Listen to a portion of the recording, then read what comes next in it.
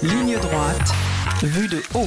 Liselotte Dutreuil. Bonjour Liselotte Dutreuil. Bonjour Maude, bonjour à toute l'équipe, bonjour à vous chers auditeurs. La France est encore ébahie par les images de ces inondations qui ont touché certaines de nos régions la semaine dernière et beaucoup voient sous ces masses d'eau un nouveau signe, une nouvelle preuve du changement climatique et de ses menaces. Si l'on prête l'oreille à ces discours alarmistes, souvent poussés par les lobbies écologistes et relayés par la plupart de nos médias et hommes politiques, on pourrait se surprendre à avoir peur. Toutefois, est-ce bien sage d'écouter cette peur lorsqu'elle se fonde sur de grandes analyses scientifiques que nous, simples citoyens, serions bien incapables de décrypter et vérifier. C'est précisément pour répondre à cette anxiété que Daniel Husson nous propose cet ouvrage Climat, de la confusion à la manipulation, près de 200 pages de vulgarisation scientifique pour tenter de décrypter ce qui se passe réellement sur Terre et dans le ciel. Bonjour Daniel Husson.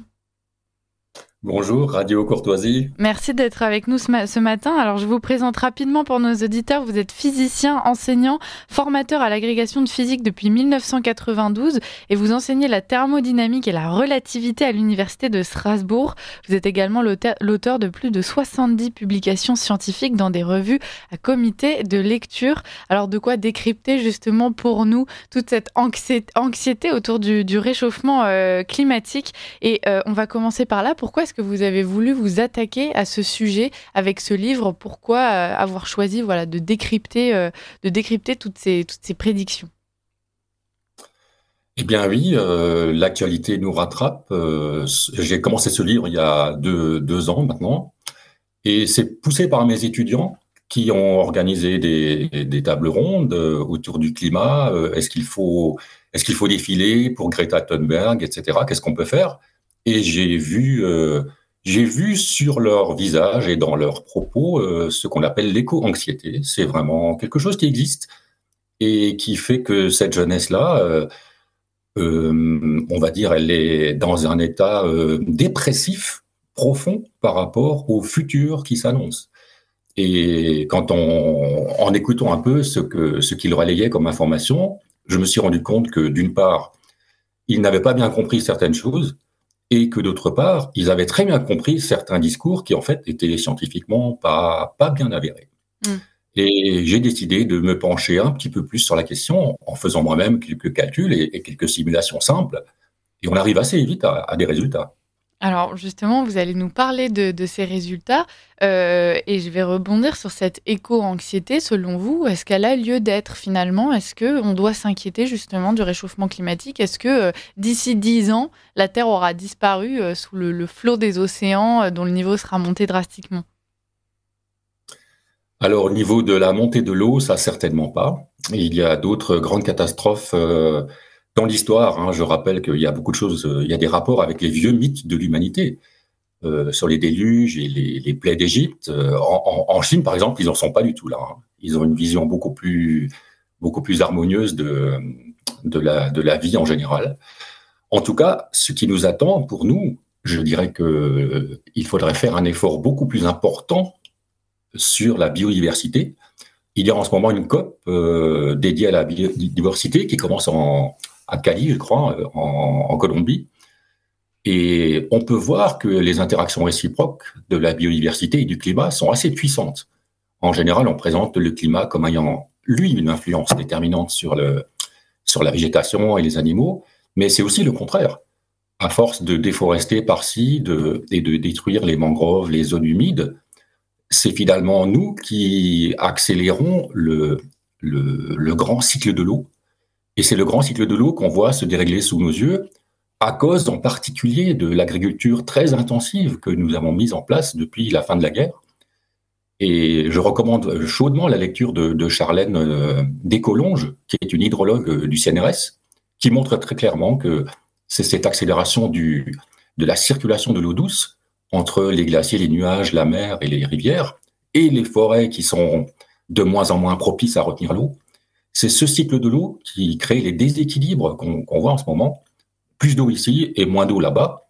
Il n'y en a pas globalement moins ou plus. Il y a simplement une distribution qui est gravement altérée de la faute, on va dire, de la faute des pratiques humaines, mais pas directement du climat. Certainement pas ni des températures, ni même du CO2, puisque c'est le CO2 dont on parle un peu trop. Mmh.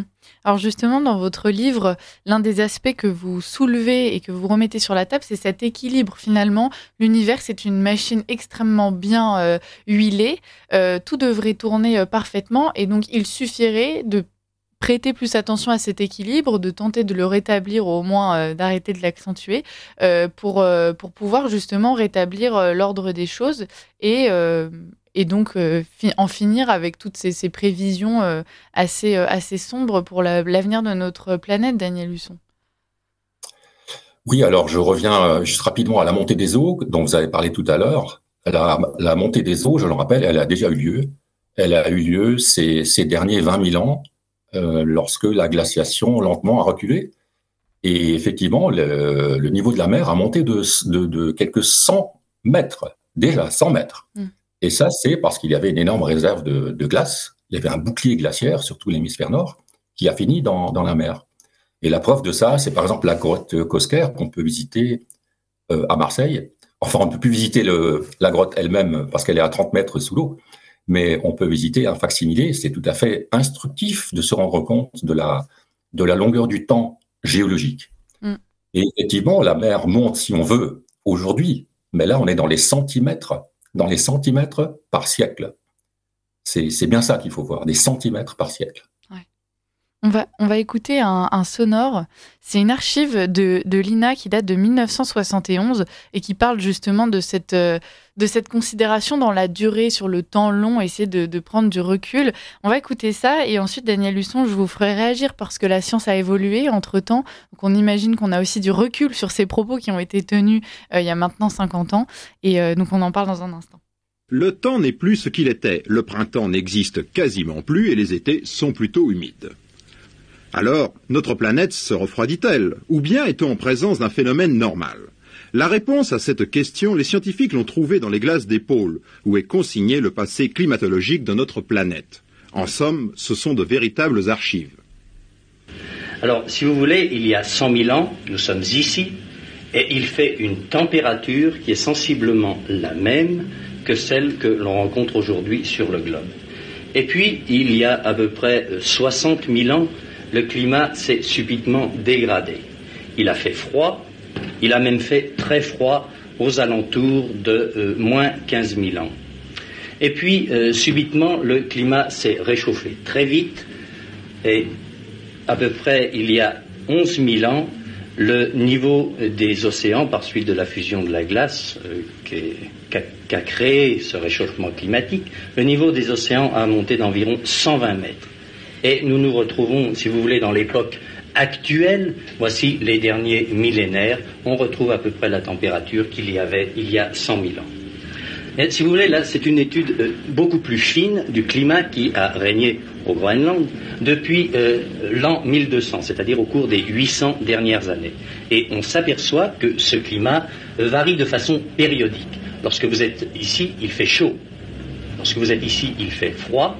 En particulier, vers 1820, il est bien connu qu'il faisait froid sur notre Terre. Il est aussi bien connu que vers les années 1930, le climat était plus confortable qu'il ne l'est aujourd'hui.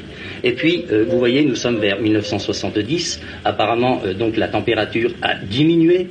Et si l'on extrapole les tendances observées dans ces 800 dernières années, on peut presque aller jusqu'à dire qu'il va faire encore un petit peu plus froid pendant une vingtaine d'années et qu'ensuite le climat va se réchauffer partiellement. On peut situer ceci, par exemple, à l'année 2020. Voilà, alors Daniel Husson, on voit justement que déjà les prévisions annoncées à ce moment-là s'avéraient à peu près justes.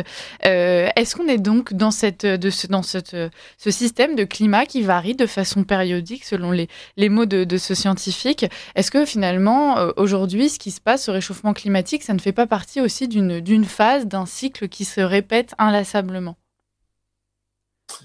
Alors, premièrement, oui. Ça, il n'y a pas grand-chose à redire sur l'extrait qu'on vient d'entendre, à part le fait que la première question qu'il a posée, c'est est-ce que la planète est en train de se refroidir, hein, vous avez remarqué ça. On était dans les années 70. Et personnellement, j'ai le souvenir, comme tout petit garçon, d'avoir marché sur le Rhin gelé. Autrement dit, je sais, pour l'avoir vécu, qu'il a fait beaucoup plus froid dans ces années-là. Et qu'effectivement, les températures sont en variation très lente et très, très douce en quelque sorte, sous l'influence de phénomènes astronomiques qui sont assez bien connus maintenant, en particulier la précession des équinoxes, qui fait que tous les 12 000 ans, il se passe des grands basculements simplement pour des raisons d'orientation de l'axe de rotation de la Terre et donc d'insolation, par exemple, de l'Antarctique. C'est des choses qui sont très bien connues et qui, normalement, se passent à une vitesse, on va dire, assez tranquille. Et il se trouve effectivement que maintenant, on a le nez sur le guidon, en quelque sorte, parce qu'on a monté des satellites là-haut qui mesurent les choses heure par heure. Donc, on est tout le temps dans les breaking news. Il y a un milliardième de degré qui a bougé. On en est tout de suite au courant. Et il y a peu de gens, excusez-moi, hein, surtout dans le milieu des médias, qui ont le sens du temps long. Bien sûr, il y a des tas de choses qui sont très urgentes tous les jours, et les politiques aussi ont leurs prochaines élections l'année prochaine, mais pas dans 12 000 ans. Et on voit bien que ce discours géologique n'a presque aucune chance de s'imposer dans le débat quand il est dominé par des urgences, on va dire, quotidiennes. Oui, alors c'est quelque chose dont vous parlez, ça, cette notion du temps. Dans tous les discours alarmistes qu'on entend, on avait déjà dans 100 ans, la Terre, du coup, ne sera plus vivable, et puis finalement, c'était dans 50 ans, et puis finalement, c'est dans 10 ans. Est-ce qu'il y a une manipulation politique du temps aussi ? Est-ce qu'aujourd'hui, vous pensez qu'il y a un intérêt politique à jouer sur cette anxiété, sur ces peurs ? Alors, c'est une question qui m'a tarbusté un certain temps. Pourquoi ce discours qui, je le démontre dans le livre, est assez largement anti-scientifique? Pourquoi est-ce que ce discours est tellement relayé? Alors, d'une part, l'écologie politique a son propre agenda. C'était à partir un groupuscule il y a 50 ans, et ils ont réussi à se faire entendre d'une manière beaucoup plus massive. Et les partis verts n'ont aucun intérêt à dire il n'y a pas de problème. Mais ils devraient bien sûr un peu plus se concentrer, à mon avis, sur les questions de biodiversité qui, elles, sont beaucoup plus critiques. L'effondrement des populations de papillons, d'insectes, de vers de terre, ça n'intéresse peut-être pas trop les gens, mais ce sont ces petits animaux dont dépend notre survie, en fait. À la fois le plancton marin, qui est le premier puits de gaz carbonique, hein, il faut le savoir, avant même les forêts. Et donc, abîmer les océans, c'est un très mauvais pari. Abîmer les insectes pollinisateurs, c'est un très mauvais pari. Abîmer les vers de terre à grands coups de pesticides, qui sont normalement discutés dans les COP biodiversité, c'est aussi un très mauvais choix. Donc, quelque part, on est là face au clash entre l'économie productiviste et puis les limites de la planète, qui sont nombreuses. Il y a des limites on va dire, dans tous les coins, si on regarde un petit peu. Hein. En ce moment, les océans, effectivement, souffrent un peu de nos chalutiers pélagiques, hein, qui raclent le fond des océans en détruisant absolument tout. Et de se focaliser sur l'énergie, c'est aussi une erreur, parce qu'on aura peut-être un jour des chalutiers électriques dans 100 ans, mais dans 100 ans, il n'y aura plus rien à pêcher dans les océans. Ouais. Et donc, il faut bien voir que les priorités ne sont pas celles qu'on nous assène, en fait. Les priorités sont un peu ailleurs, et elles seraient en particulier d'en revoir certains modes de production et on peut dire le mot, hein, de dévastation de pans entiers de la nature au niveau des forêts et des eaux humides et maintenant des océans aussi. On va revenir là-dessus. Avant ça, j'aimerais rebondir sur ces fameux chalutiers électriques qui pourraient exister un jour. Vous, Daniel Husson, vous êtes assez critique justement sur toutes les solutions qui sont actuellement proposées comme des alternatives écologiques. Je pense par exemple à la voiture électrique. Ce que vous pointez du doigt, c'est tout le marketing qui se situe autour justement de ces voitures, etc. Mais qui oublie la phase de production, la phase de recyclage qui, elles, sont beaucoup, beaucoup moins avantageuses qu'il n'y paraît. Oui, ça c'est effectivement l'archétype du solutionnisme qui est un petit peu promu par les ingénieurs qui prétendent qu'il y aura une solution technique pour tous les problèmes. Ça a un peu existé, on va dire, le remplacement des diodes LED avec la disparition des ampoules anciennes. Ça, c'est un petit pas dans la bonne direction. Les voitures électriques sont un pas dans la bonne direction pour les gens qui habitent dans les villes, parce que effectivement, la pollution de l'air fait à peu près 8 millions de morts tous les ans déjà. Ce ne sont pas des réfugiés climatiques dans un siècle, hein, c'est des morts d'aujourd'hui. Ouais. La voiture électrique est donc un moyen de déplacer un problème. On déplace un problème d'engorgement de l'air des villes en se disant, voilà, on va conduire électrique. Mais bien sûr, la plupart du temps, on oublie tous on va dire, les intrants et les externalités, comme on les appelle les politiques et les industriels d'ailleurs, hein, au niveau en particulier de la gestion des batteries. La gestion des batteries, c'est un souci qui, là aussi, déplace nos dépendances. On va être dépendant du lithium et du cobalt, de métaux plutôt difficiles à trouver. Pour les aimants aussi, les aimants qui font fonctionner ces moteurs électriques, il y a des terres rares dont on entend assez peu parler, mais c'est la Chine qui a la haute main sur tous ces éléments, le néodyme, le dysprosium, des choses comme ça. On n'a pas ça sur notre sol. Ouais. Et quand même, on nous parle de souveraineté, ce qui est un petit peu ridicule. Ouais. Quand on entend des grands instituts, justement, comme le GIEC, qui pointent du doigt la responsabilité de l'être humain, je vais citer votre livre. Au fil de ses rapports, le GIEC prétend avoir démontré à 50%, puis 66%, puis 90%, et enfin 100% la culpabilité des hommes dans l'évolution récente du climat. Daniel Husson, est-ce que justement le rôle que jouent ces instituts, ça n'est pas en partie lui qui est responsable, par exemple, de cette éco-anxiété que vous pointez chez des enfants, des adolescents, de jeunes adultes qui se retrouvent avec le poids de cette culpabilité, le poids de ces changements climatiques et qui, du coup, en arrivent à devoir trouver des solutions de fortune. On entend de plus en plus de jeunes, par exemple, qui refusent de faire des enfants pour sauver la planète. Oui, alors il est certain que le GIEC a une responsabilité certaine dans le climat ambiant, hein, le climat médiatique, hein, cette fois-ci. Et ce qu'il faut savoir, ce que j'explique, je prends un chapitre entier dans ce livre pour expliquer comment fonctionne le GIEC, qui est surtout un institut de tri des publications scientifiques. Les publications scientifiques, quand on a la chance de les avoir, comme moi, parce que je travaille dans une université, on s'aperçoit qu'il y a une bonne partie des travaux qui amènent à des conclusions inverses de celles du GIEC. Simplement, elles ne sont pas reprises. Et le GIEC est fidèle à son mandat, qu'on lui a donné dans les années 80, d'informer les politiques des méfaits des hydrocarbures. Il y a bien sûr des méfaits des hydrocarbures et il faudrait arrêter les hydrocarbures assez rapidement. Mais ce n'est pas celle qu'on nous dit. Et en particulier, il y a, à la fin du livre, j'ai tenu à ajouter une seule courbe qui démontre définitivement, si on la comprend, que le CO2, le fameux CO2, est au bout de ce qu'il peut faire. Il ne peut pas faire plus que ce qu'il fait déjà. Il y a le phénomène de saturation des bandes infrarouges, c'est de la physique. Et on peut rajouter du noir sur un tableau noir, il est noir, c'est terminé. On ne peut pas faire plus. Le pauvre CO2 est déjà au bout de sa vie, en quelque sorte, si on veut, en termes de réchauffement possible du climat. Oui. Et les simulations le montrent. Les simulations qui ne sont pas publiées par le GIEC et que je suis allé regarder, je consacre aussi un chapitre entier à décrypter une simulation qui montre l'incertitude des climats. On est en pleine incertitude d'un point de vue scientifique. Oui.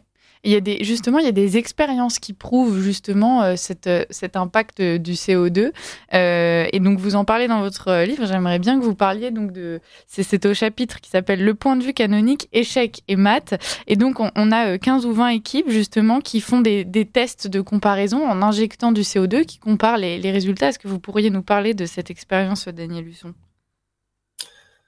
Alors, ce ne sont pas des expériences à proprement parler, puisqu'on ne peut pas le faire, on va dire, à l'échelle. On fait des simulations informatiques avec des outils très, très pointus, bien sûr. Ce sont des spécialistes, et j'ai regardé ce papier du MIT à Boston. Ce sont des spécialistes des simulations qui ont mis en concurrence toutes les équipes, enfin une douzaine, une quinzaine, qui sont capables de faire ce travail avec les simulations couplées océan-atmosphère. Et ce qu'on voit, c'est qu'en fonction des hypothèses qu'ils retiennent, ils obtiennent des résultats qui sont sur un spectre extrêmement large de durée et même du sens des variations. Il suffit de prendre en compte une profondeur d'océan de seulement 50 mètres ou de prendre la véritable profondeur qui est d'1 kilomètre, la profondeur thermique, pour avoir des résultats qui sont complètement à l'opposé les uns des autres. Et ces gens-là mettent aussi en concurrence deux hypothèses pour expliquer le réchauffement du moment. qui est de l'ordre du degré, certainement pas 3 ni 8. L'autre hypothèse, c'est un changement des propriétés d'absorption des océans qui semble largement l'emporter, pas aux mêmes longueurs d'onde. Ça l'emporte sur le phénomène de restriction du rayonnement sortant, qui est le rayonnement infrarouge, qu'émet la Terre comme tout bon radiateur de Planck. Et la conclusion du papier est vraiment sans équivoque, même si l'éditeur essaye de minimiser un peu l'impact de ce que disent les scientifiques. Les scientifiques disent, écoutez, pour nous, le CO2 ne peut pas gagner dans cette confrontation. On n'arrive pas à simuler un effet qui est celui que tout le monde voudrait qu'on nous fait démontrer. En fait, ça ne marche pas. Ouais. Alors, sur quoi se base justement le GIEC et puis tous ces scientifiques qui nous expliquent que justement, dans 10 ans, la situation sera critique et si on n'a pas réussi à inverser la machine, ce sera la fin de l'humanité? Alors, ce qu'il faut voir, je donne dans le livre aussi, dans les annexes, là, il faut être un peu physicien, mais il y en a pour tout le monde. Dans les annexes, je donne les équations qui gouvernent, l'équation différentielle principale qui gouverne ces variations. Donc, à gauche, on a les variations de température, et à droite, on a les effets qui pilotent tout ça. Et dans ces effets, il y a ce qu'on appelle les termes de forçage. Donc, il y a un terme de forçage qui provient du CO2. Il y en a d'autres. Il y a un terme de forçage qui vient directement du Soleil, par exemple. Et il y a surtout les effets de rétroaction qui sont capables de boucler la machine dans un sens, on va dire, d'emballement et dans un sens de modération. Et c'est toute la discussion des scientifiques porte sur ces effets de rétroaction. Il y a, par exemple, dans les effets de rétroaction, les aérosols. On ne comprend pas bien l'effet net des aérosols qui sont en suspension dans l'atmosphère. Donc, ce sont des petites particules plutôt solides, du soufre et des choses comme ça. Et il y a l'effet des nuages, les nuages d'altitude qui sont très froids, qui sont très réfléchissants, et les nuages de moindre altitude qui sont des réservoirs de vapeur d'eau. Et de mettre ce genre d'effet dans les équations, c'est très, très difficile, au point qu'on ne sait même pas dans quel sens ces effets de rétroaction jouent chacun, on va dire, d'une manière nette. Ouais. Donc, il y a des effets de rétroaction qui sont agités par les écologistes, eux-mêmes un peu agités, comme par exemple, c'est facile à comprendre, le méthane qui est piégé dans le permafrost. Si les zones arctiques s'échauffent, le méthane sera libéré et ça contribue encore plus au réchauffement. Ça, c'est facile à comprendre, mais c'est aussi facile à modéliser pour savoir que c'est pas grand-chose. La quantité de méthane n'a rien à voir, en termes de concentration. Et il y a d'autres effets qui sont des puissantes contre-réactions, en particulier le rayonnement du corps noir, qui est en puissance 4e de la température, et qui, dans tous les cas, va ramener les choses à des variations peut-être cycliques, mais en tout cas des variations très, très mesurées et très, très lentes, en tout cas, très lentes. Ouais. Quand vous nous parlez de tout ça, c'est assez clair avec vos mots, Daniel Husson, mais nous, justement, je le disais, simples citoyens français, on aurait bien du mal à le réexpliquer. Comment, justement, si demain on se retrouve face à l'un de vos étudiants qui souffre d'éco-anxiété, comment est-ce qu'on pourrait facilement le rassurer avec nos mots? Quels seraient les arguments les plus évidents et les plus indémontables? Eh bien, déjà, conseillez-leur de lire mon livre. Bien évidemment. Mais il faut leur conseiller aussi de s'intéresser au temps long, même le temps long de l'histoire, simplement. Il a fait plus chaud qu'aujourd'hui dans le passé récent, on va dire récent, à l'époque des cathédrales, à l'époque des Vikings, à l'époque d'Hannibal, le Carthaginois. On voit bien les fluctuations du climat sont avérées historiquement. Et il y a un bon bouquin d'Emmanuel Leroy-Ladurie qui s'occupe exactement des climats de l'histoire. Donc, c'est essentiel pour les gens de se rendre compte du temps long, comme l'appelait Braudel, sur le fait qu'on est immergé dans une histoire qui n'a pas commencé hier et qui n'a même pas commencé à l'époque des Vikings et qui n'a même pas commencé à la dernière glaciation. L'histoire est très, très, très longue et des glaciations, il y en a eu, on en dénombre dans les carottes glaciaires, on en dénombre des dizaines. Et on sait pourquoi. Et on a aussi compris comment elles arrivent et comment elles refluent.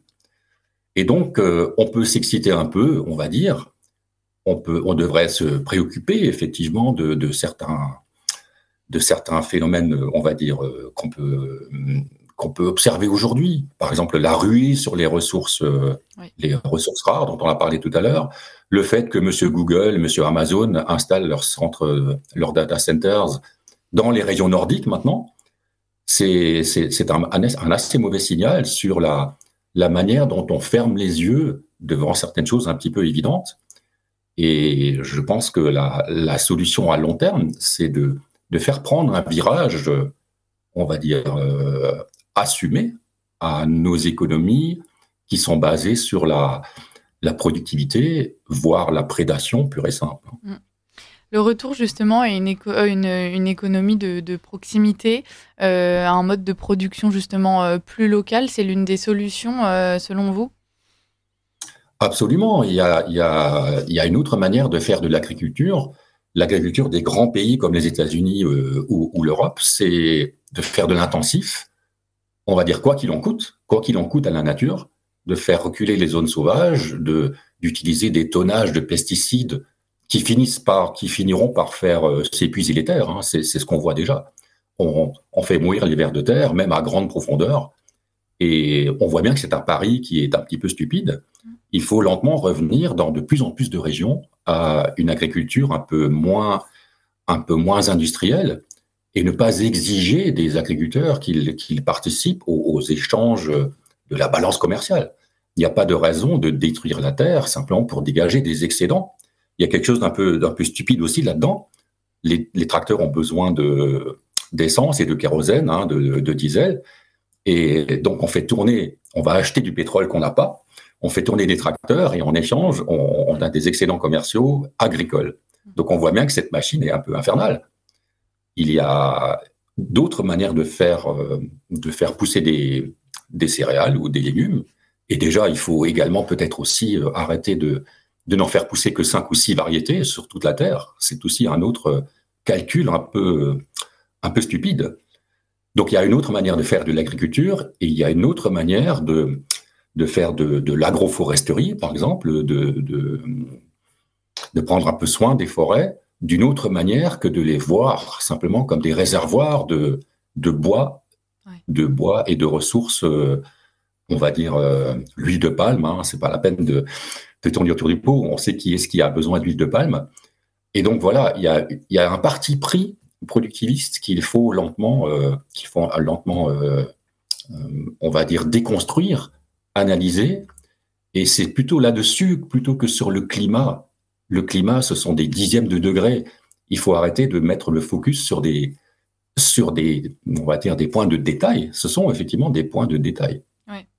C'est assez amusant, le mot n'est peut-être pas bien choisi, mais de voir justement comme certains de nos politiciens vont aller dans cette culpabilisation de l'individu et puis même prendre de grandes décisions, mais finalement à échelle ridicule. Je vais prendre l'exemple de Paris.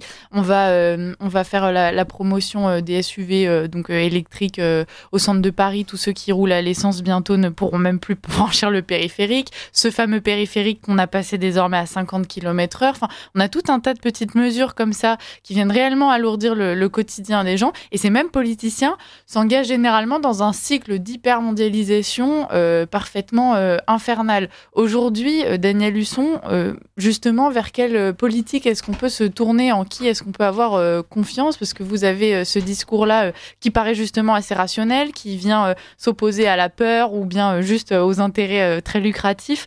Que fait-on?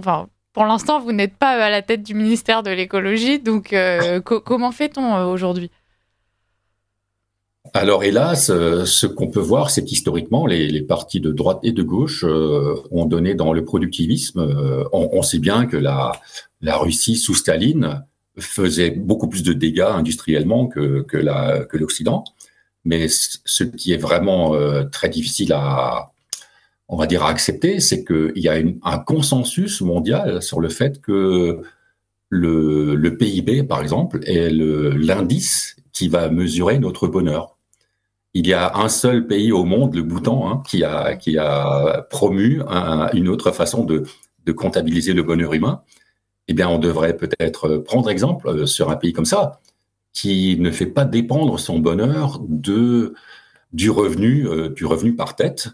Et on devrait pousser les instances qui travaillent sur ces indices à les mettre en avant un peu davantage que simplement le produit intérieur brut, les rapports dette sur PIB, des choses comme ça.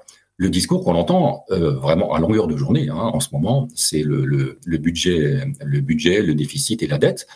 Il faut savoir que ces nombres-là, 2% d'inflation, 3% de déficit, ce sont des nombres qui ont été griffonnés sur un coin de table. Il y a aucun fondement scientifique dans ces chiffres-là.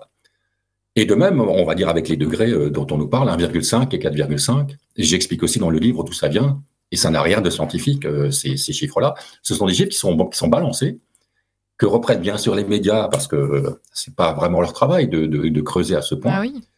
Mais on fait une fixette sur des chiffres qui sont érigés en mascotte et qui finalement nous envoient quelque part dans le mur, parce que c'est certainement pas comme ça et avec ce solutionnisme, on va dire un peu naïf, qu'on va résoudre les grands problèmes. C'est vraiment un changement de philosophie. C'est presque un problème spirituel si on va par là. Comment est-ce qu'on regarde la vie en général et sa propre vie. Personnellement, je n'ai plus de voiture, donc j'ai pas le dilemme électrique versus diesel. Mais on va dire, on peut faire des choix de ce genre-là. On peut faire beaucoup plus de marches que de trajets en vélo. On peut commencer à raisonner sa manière de vivre à l'échelle individuelle, mais il faut aussi faire pression sur les pouvoirs politiques et sur les gens qui vont dans les assemblées générales chez Monsieur Total ou chez des entreprises comme ça, les obliger en quelque sorte à ne pas faire que du greenwashing, Oui, c'est ça. de l'affichage de superficiel.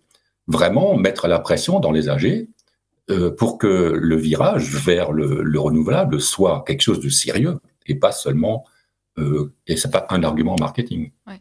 Est-ce que vous pensez aujourd'hui que les lobbies écologistes justement remplissent ce rôle, ou bien est-ce qu'au contraire justement leur mission a été un peu dévoyée? Est-ce qu'aujourd'hui il y a une fois de plus beaucoup d'intérêts financiers ou politiques derrière? Les partis politiques, on va dire mainstream, ont un peu dévoyé leur mandat, on va dire initial. Il est en ce moment repris par des mouvements populaires comme les soulèvements de la terre, et on voit bien que le pouvoir, en tout cas en France, panique un petit peu devant ce genre de mouvements qui viennent d'en bas, avec la qualification d'éco-terrorisme. On peut voir la brutalité avec laquelle les manifestations contre les bassines, etc. Il y a des landaus, il y a des grands-mères. Enfin, on voit bien que quelque part, le pouvoir à la limite, il peut s'acoquiner avec les partis politiques, puisque entre politiciens, on peut toujours s'arranger un peu. Mais avec les mouvements, quand ils gagnent de la base, on voit qu'il y a une vraie panique quelque part.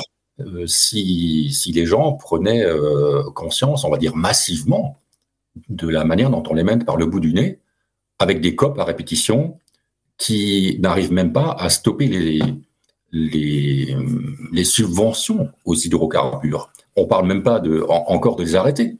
On parle tout juste d'arrêter les subventions, qui sont des milliers de milliards. Je crois me rappeler que c'était entre 2000 et 3000 milliards par an de subventions aux hydrocarbures. C'est assez formidable. Le problème avec ces mouvements qui viennent de la base, par exemple, vous avez cité les soulèvements de la terre, c'est qu'il y a quand même cette dimension très véhémente et qui parfois a tendance à s'attaquer du coup aveuglément à tout ce qui pourrait, de près ou de loin, ressembler à ce qu'ils appellent, ce qui ferait partie de ce système écocide. Et justement, on a quand même l'impression de temps en temps que ça manque de rationalité et de mesure. Oui, c'est vrai. On peut comprendre aussi quelque part une forme d'agacement extrême chez les gens qui ne se sentent pas écoutés. Mais il y a d'autres mouvements, par exemple dans le monde des médias, il y a Reporters. Ce sont quand même des journalistes qui font du travail sérieux d'enquête sur le terrain. Il y a une association qu'on entend un petit peu en France qui est Négawatt, qui sont des scientifiques aussi et des industriels et des hommes politiques qui font un travail sur pour proposer des vrais scénarios alternatifs en termes à la fois de biodiversité, d'agriculture et de travail sur les énergies. Donc il y a des associations moins violentes, on va dire, que ces mouvements-là, effectivement, les soulèvements de la Terre, déjà rien que le titre, on a compris, mais on voit bien que les gens peuvent finir excédés à force de ne se sentir jamais entendus. Ça peut se comprendre. Et de la même façon, d'être culpabilisé en permanence. On le disait, il y a quand même le rôle de ces politiques qui doivent mettre en place de réelles grandes mesures et pas seulement des petites mesurettes que chacun justement va ressentir dans son quotidien. En fait, on a presque l'impression que plus ça va toucher justement le quotidien individuel des gens et plus ça pourrait donner l'impression que justement ce sont des grandes mesures, alors que finalement, pas tellement. Les grandes mesures à prendre, c'est celles qu'on ressentirait peut-être le moins chacun dans notre quotidien. Daniel Husson parlait de cette production complètement mondialisée. Si demain on se mettait justement à de nouveau aller je cherche mes mots, je cherche mon mot. Récupérer en tout cas la production des acteurs locaux, justement, en l'occurrence, entre la carotte qui est produite à 20 km de chez moi et la carotte qui est produite dans un autre pays, moi je ne sentirais pas vraiment la différence. Je serais contente de manger la carotte qui vient près de chez moi. Oui, ça c'est ce qu'on appelle les cycles courts. Et là encore, ce sont des pratiques, on va dire, qu'on peut démarrer à l'échelle individuelle. Mais par exemple, notre rapport à la viande, il est aussi un petit peu déséquilibré. Il faut savoir aussi comment la viande est produite, avec des allers-retours au-dessus de l'Atlantique. Dans ma région d'Alsace, on cultive du maïs, parce qu'il y a une nappe phréatique, elle existe encore. Ce maïs est envoyé en Amérique du Sud, sous forme de tourteaux, pour nourrir les bestiaux, qui après reviennent chez nous sous forme de burgers. Et quelque part, il y a un délire en termes d'échange à l'échelle de la planète. Et on sait bien qu'il suffirait que les Occidentaux, on va dire, diminuent leur consommation de viande, ne serait-ce que de 30%, pour avoir un effet vraiment massif sur beaucoup de ces délires. Ouais. Donc on voit on voit pas tout de suite le lien entre le climat, la biodiversité et le nombre d'entrecôtes qu'on s'offre, mais il y a un lien. Il suffit de creuser un petit peu. Il y a pas mal de littérature sur ce sujet. On va devoir finir là-dessus. Daniel Husson, chers auditeurs, concernant la viande, si vous n'êtes pas prêt à la diminuer, essayez au moins d'acheter de la viande qui vient près de chez vous. Ce sera déjà un joli geste. Merci beaucoup, Daniel Husson, d'avoir été avec nous. Vous êtes physicien enseignant, formateur à l'agrégation de physique depuis 1992 et vous enseignez la thermodynamique et la relativité à l'Université de Strasbourg. Merci pour cet entretien et à très bientôt.